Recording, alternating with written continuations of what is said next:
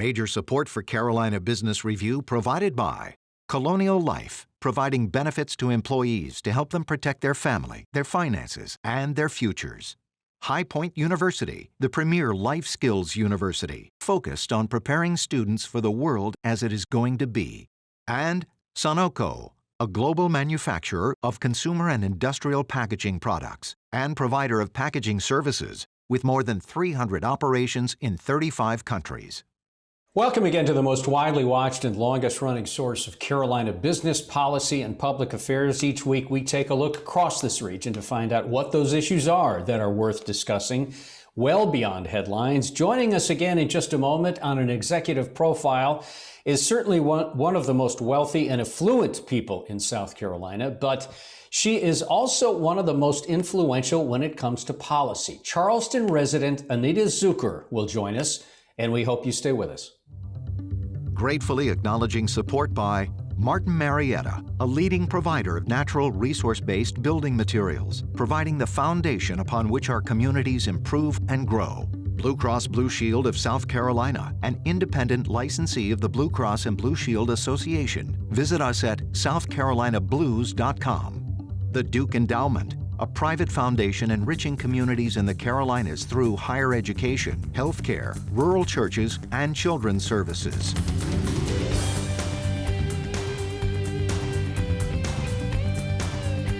On this edition of Carolina Business Review, an executive profile featuring Anita Zucker, Chair and CEO of the InterTech Group.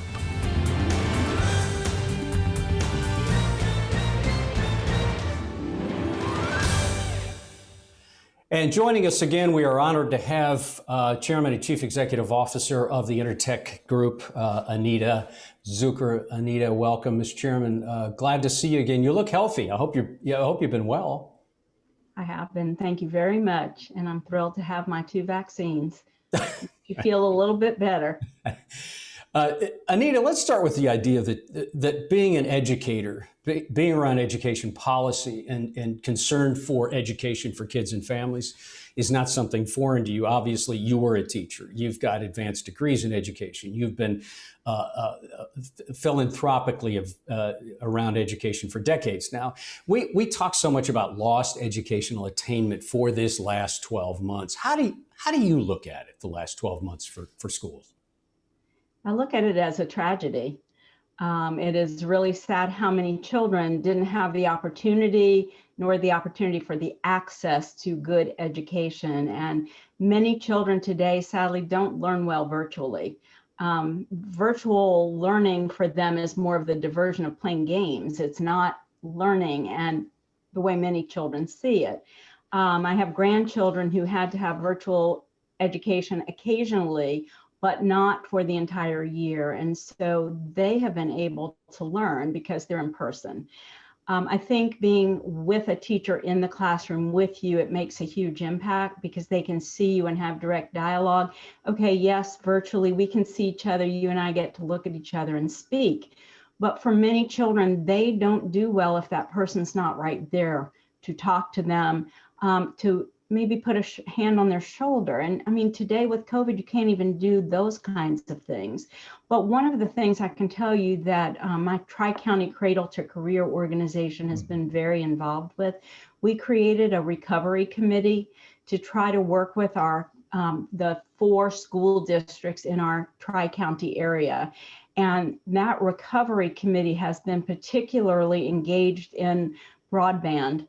We've been advocating for broadband through working with partners throughout the state, working with people that have been studying that issue, because one of the biggest issues that some of our children faced was not having the ability to even log on if they had an iPad or a pad of some sort that they could connect with. And so some parents might have to go sit in a parking lot somewhere for their child to be able to do their work because there was a hotspot. But we've been working on that. We've also been working on a variety of different things at the state level. We're advocating for innovative schools because our children are going to need to learn differently as we bring more and more children back to school. And I'm happy that many of the children in this Tri-County area chose to attend school. And I think that will help. But it's still difficult because things are so different in schools, in the classrooms. The fact that everybody has to have masks in most of our districts anyway, it's just different. And so you have to really touch the children differently to help them understand why. Well, and not diminishing any of that, but taking that to the next step, is this an opportunity then, as you talk about innovative schools, is this an opportunity to have what were charter schools, what are private schools, what are public schools? And let me ask it this way. Will the model for public education and educating kids forever be different, and will it get better? I think it will be different, okay? But maybe it will be different in an innovative way that will allow it to get better. We know we need to change the system. Okay, that's one thing we've been working on. We want to change what's happening within those systems because the systems as they are broken. They're just not working to full potential to allow a child sometimes to even gain that full potential. We have to look at it differently because we also have to look at the children who are not learning. And with Cradle to Career, we really are changing our mission and our focus to focus on changing systems to be able to allow Black and brown children to learn. And once upon a time, there were laws that would not allow them to learn. And they're the children that have fallen behind the most.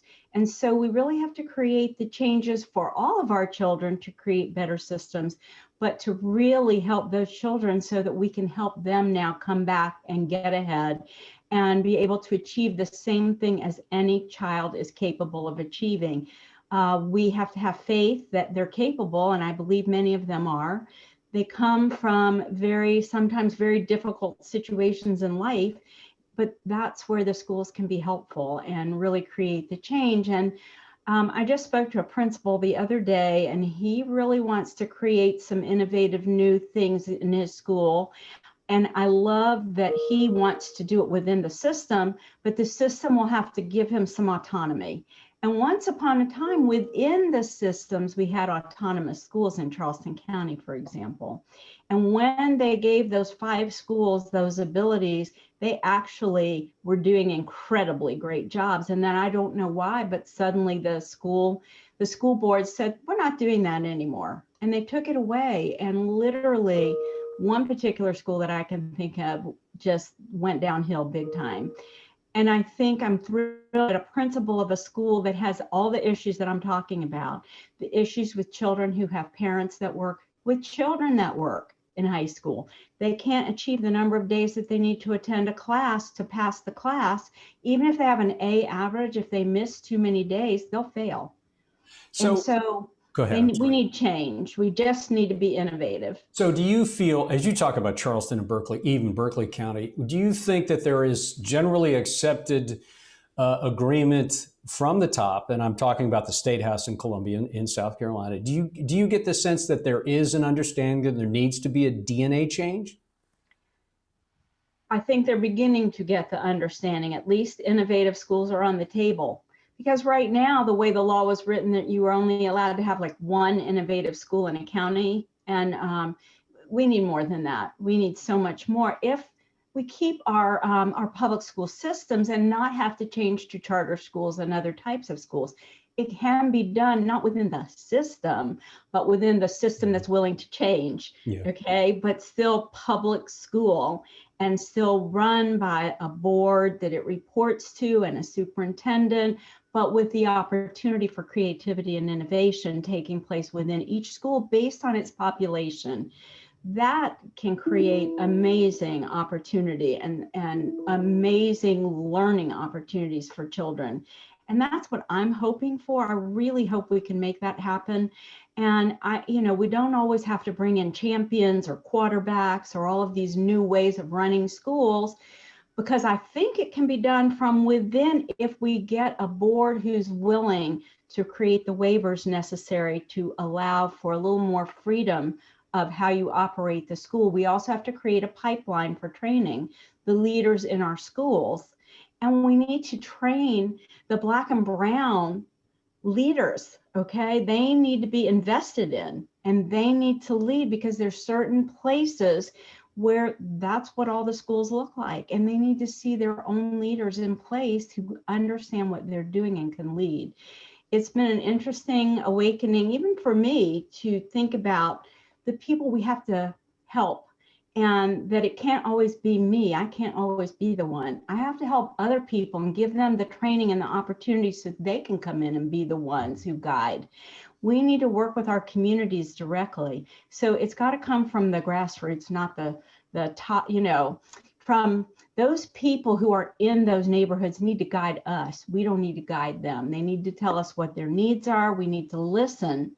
And then together we need to create what the new schools look like. So does the genesis for change get stuck in public policymakers like the State House? Is it stuck at the board level, or is it because parents aren't engaged?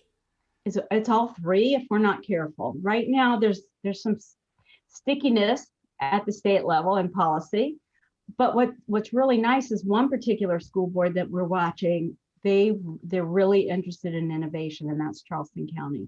Their board members are actually interested.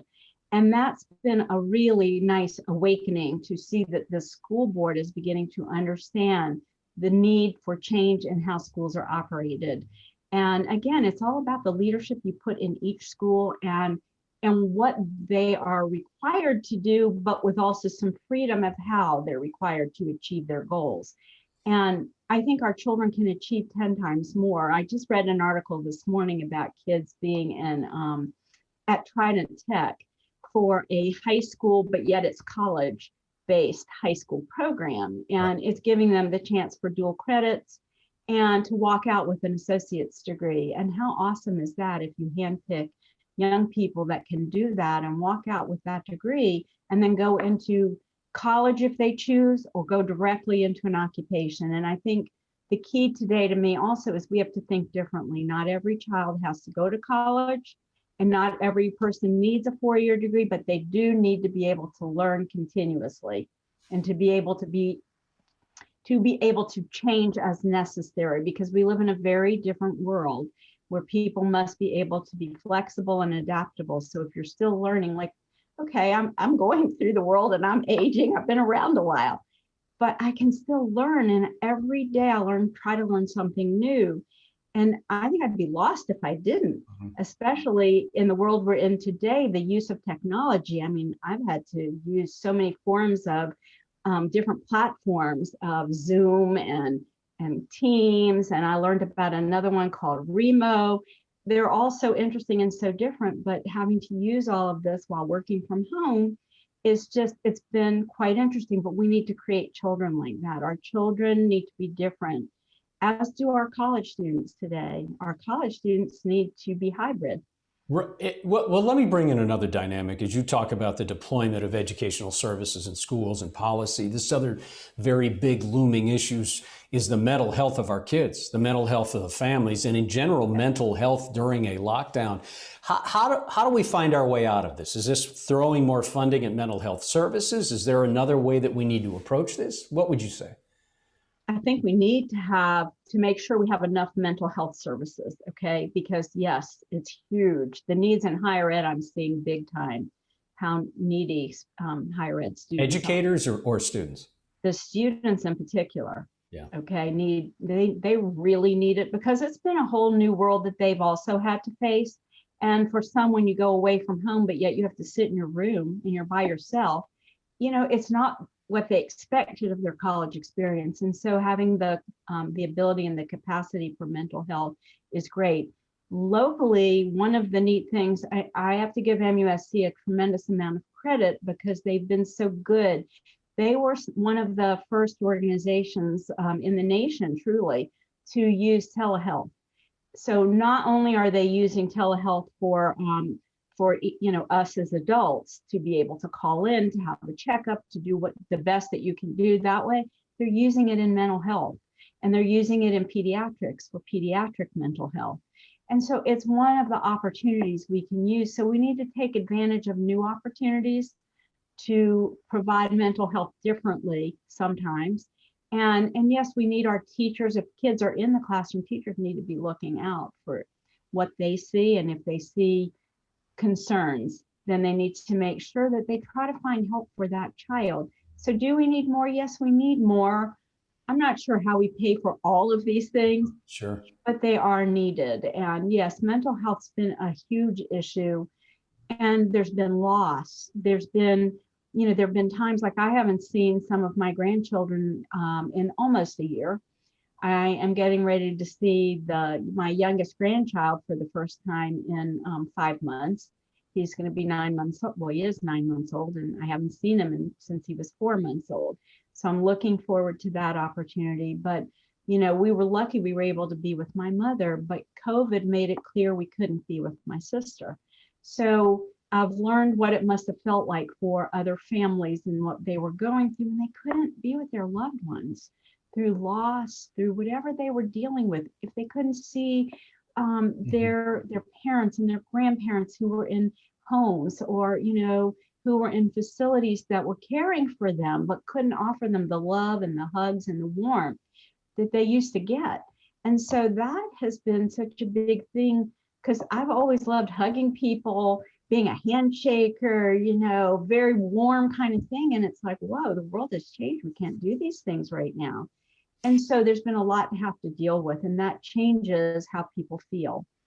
And Anita, I want to mention one more thing around the education. And then we're trying to put 10 pounds of information in a 5-pound bag here, and it's trying to make sure we keep you on time as well. So one more thing around education. You had mentioned one of the tactical, practical items around education would be the better deployment of broadband. Everyone seems to agree on that. Is two questions. Is this only about funding? And number two, would someone like you who has a broad voice in this, could you compel others to join you or others in getting this last mile of broadband put in place? Yes, is the answer. And our committee is chaired by Joan Robinson Berry. And you probably know Joan. And Joan is very amazing. And she's been the one chairing that committee for us. And man, is she making it happen. And we really have brought together people from all over the state that have this interest. There's someone that works with the University of South Carolina, and they have mapped the state for broadband. So we actually got to look at where the missing pieces are. And then people like Home Telecom are really interested in helping at the state level. And in this region, they're really interested as a provider. And really, that's what we have to do. We have to find the providers, whether it's utilities like an AT&T, Verizon, and the Home Telecoms and the Comcasts of the world. Those providers need to help make it happen. But we have some people who are working on this committee for the advocacy through the Community Foundation. We formed a coalition. We can't do it alone. So yes, the coalition is statewide now, really working on this, and I do think we'll make it happen. Are you going willing to to take say? Resources? Yes. I'm sorry. Go ahead and finish your thought, Anita. My apologies. It will take resources too. Are you willing to commit to a date when you think that? And I don't mean a specific day and day of the month, but is there some fungible date out there that you would think that the state, South Carolina, would actually have a broadband spider network in place and finished? I have not heard talk of a specific date, but I'm going to hope, let's say by the end of this legislative session, we can at least get the show on the road. Yeah. Okay. That's fair enough. Making this happen. That's my hope. Let's talk about the industry for a minute. InterTech, of course, the portfolio companies, real estate, aerospace, financial, manufacturing, technology. You've had a year now of feeling the effects of the economy like everyone else, like all the other businesses. Are you changing your core strategies at all because of what's happened in the last 12 months?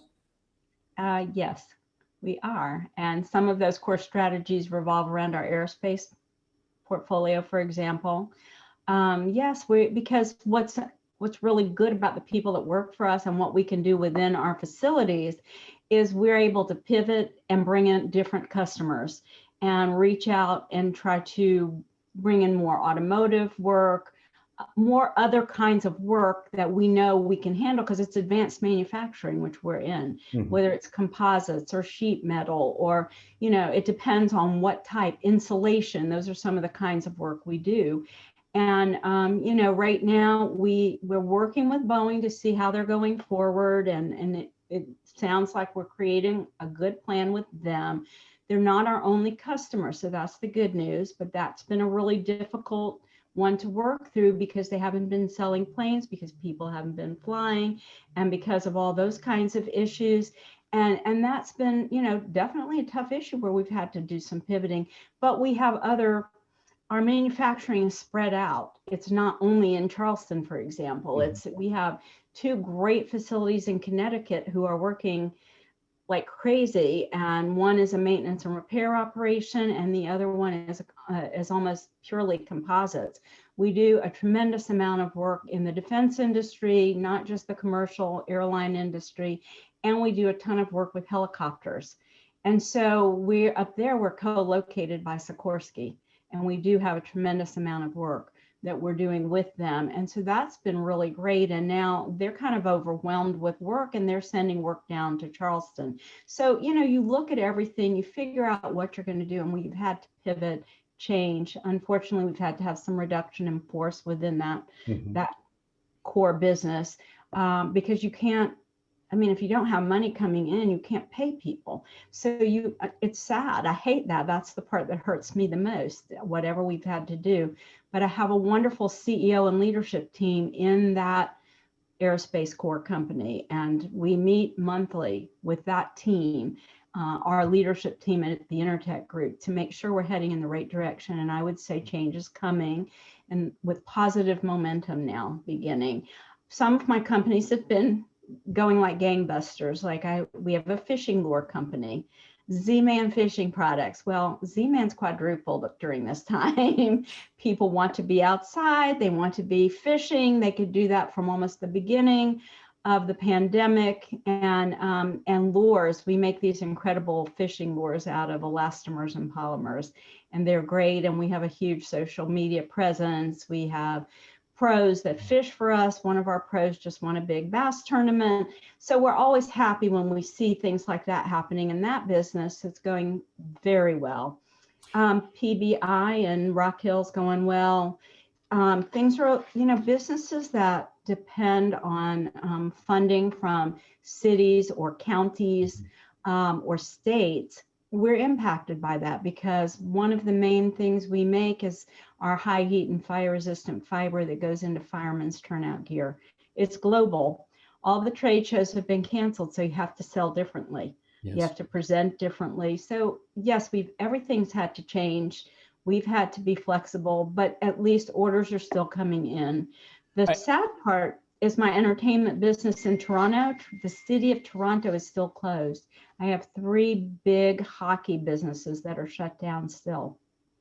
I wish we had more time to unpack this, because there's so much detail that we could mine from your experience. We've got about 2 minutes left, and I do want to turn to something obviously very important to you. You lost your mother within the last year, the iconic Ms. Rose Goldberg, and I know she was more than a matriarch to the family, but I want to leverage off of something there, if you don't mind, Anita, that you said your mother was your greatest teacher, and of course both of your parents were Holocaust survivors, and as we well know, the Jews were singled out for being different. So when you take that experience that they had and that you grew up around, and when you apply it to now this dialogue around diversity and inclusion, how does your personal experience inform this renewed diversity and inclusion? And literally, we have about 2 minutes.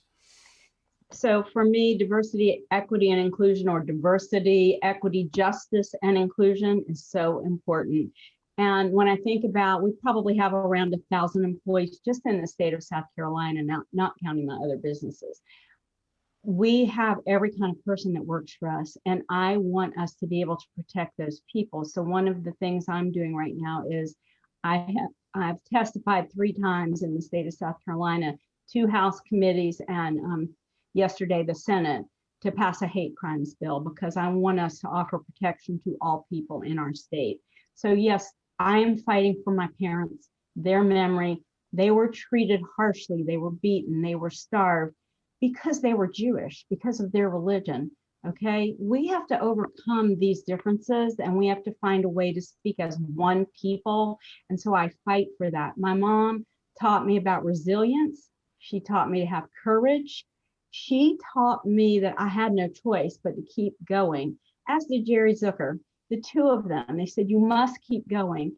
And right now, for me, the diversity, equity, and inclusion piece is very important. I got our people together, all of my leadership team from our core companies, as well as the InterTech team, and we did groundwater training so that we could begin to understand about bias. Everyone read the book Bias, and we're working on it. We have to. There's no other option. We have to continue to learn because everybody thinks they know everything, and they don't.